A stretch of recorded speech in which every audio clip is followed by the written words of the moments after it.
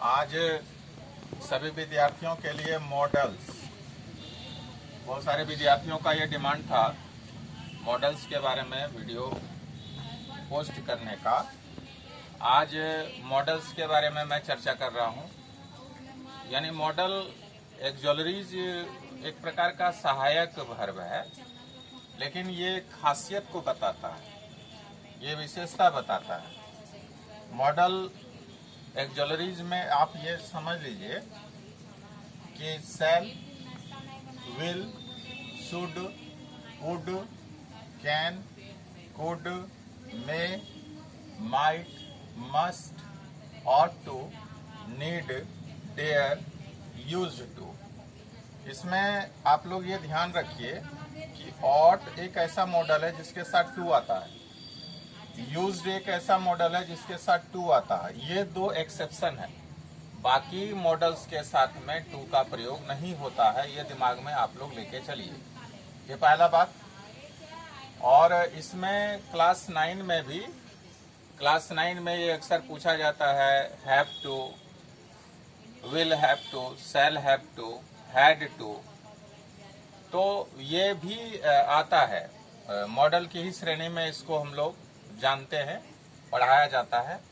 लेकिन आज जो है, जो जनरल जो है सो हर एक ग्रामर में चर्चा है मॉडल्स के बारे में, वो मॉडल्स इतना ही है। Shall, will, should, would, can, could, may, might, must, ought to, need, dare और यूज टू।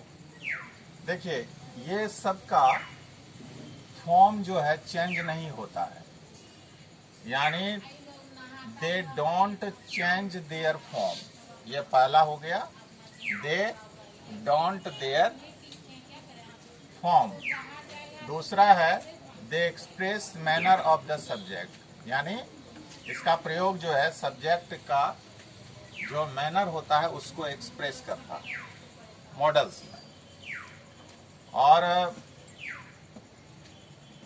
पहला मॉडल के तौर पर यहाँ पर मैं लिखा हूँ शैल। हम लोग जनरली फ्यूचर टेंस में, जैसे मैं जाऊंगा, हम लोग जाएंगे, तो आई और वी के साथ, हालांकि आजकल तो ग्रामर में कुछ ज़्यादा ही बदलाव देखने को मिल रहा है। शैल को तो हटा ही दिया, हर सब्जेक्ट में विल ही डाल दिया, लेकिन ऐसा नहीं है। हम सभी विद्यार्थियों को ओल्ड ट्रेडिशन को फॉलो करना चाहिए। आई और वी यानी फर्स्ट पर्सन सिंगुलर नंबर और प्लूरल नंबर में क्या लगेगा जी? शैल लगेगा। आई और वी के साथ क्या लगेगा? शैल लगेगा। और जैसे ये जनरल मीनिंग फ्यूचर टेंस में, जैसे अभी हमने कहा ना कि मैं जाऊंगा या हम लोग जाएंगे, मैं विद्यालय जाऊंगा, हम लोग विद्यालय जाएंगे, या कोई भी फ्यूचर के भाव को दर्शाने के लिए आई के साथ में क्या लगाते हैं?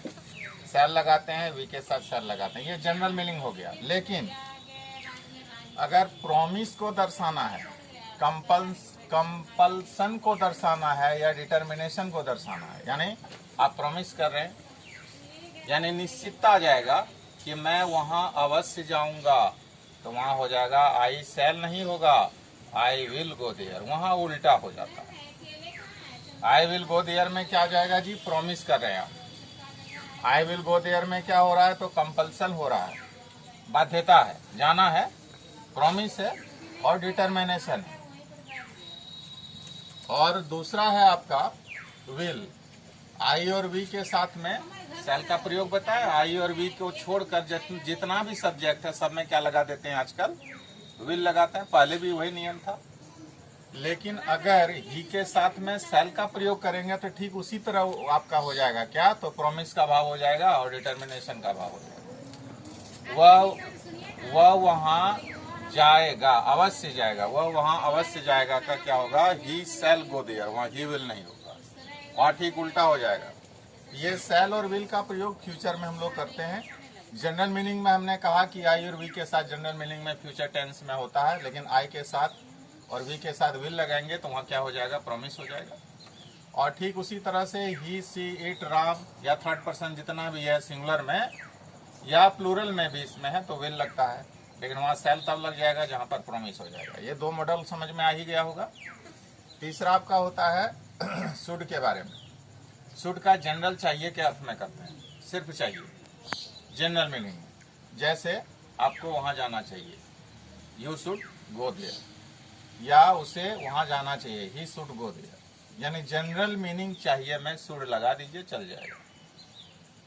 और उसके बाद आ जाता है चाहिए का 3 होता है, एक हो जाता है शुड, दूसरा हो जाता है मस्ट और तीसरा हो जाता है ऑट टू। और मस्ट में क्या होता है कि अवश्य चाहिए आ जाता है। जैसे आपको दवाई अवश्य लेना चाहिए, तो यू मस्ट टेक मेडिसिन, मैंने समय पर दवाई लेना चाहिए, you must take medicine in time, वहां मस्ट लगा दीजिए।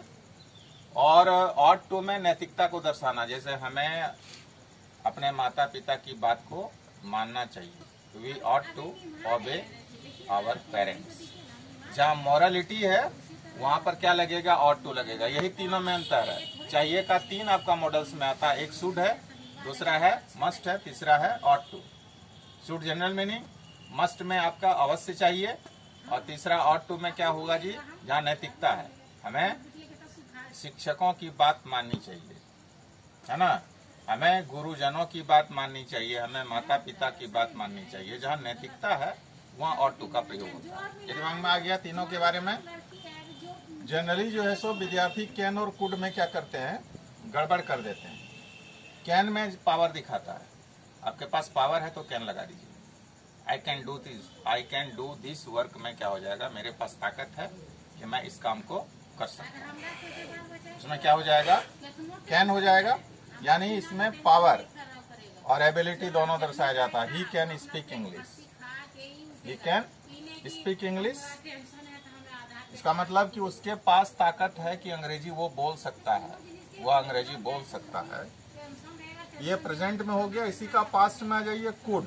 कुड जो है सो ये पास्ट के टाइम का पावर और एबिलिटी को दर्शाता है। हालांकि बहुत सब ग्रामर में ये भी लिखा हुआ है कि इससे भी पोलाइट रिक्वेस्ट को हम जो है सो दर्शाते हैं, पोलाइट रिक्वेस्ट। लेकिन इतना नहीं दिमाग में रहिए, पोलाइट रिक्वेस्ट में एक ही मॉडल को हम जानते हैं, वो है वुड। वुड से पोलाइट रिक्वेस्ट, जैसे कि would I talk to Ram, मैंने एकदम विनम्रता से आप कह रहे हैं कि क्या मैं राम से बात कर सकता हूँ। ये प्रेजेंट फीलिंग इसमें आ जाता है। पोलाइट रिक्वेस्ट में मेरा विचार है विद्यार्थियों को एक ही मॉडल का प्रयोग करना चाहिए, वो वुड है। हालांकि बहुत सारे ग्रामर्स में ये लिखा हुआ है कि वुड से भी पोलाइट रिक्वेस्ट का भाव हम प्रदर्शित कर सकते हैं, लेकिन मेरा ये निजी मामला है, निजी ये कहना है कि विद्यार्थियों को सिर्फ would say he polite request का भाव दर्शाना चाहिए। वुड से ये पोलाइट रिक्वेस्ट है। जैसे would you take a cup of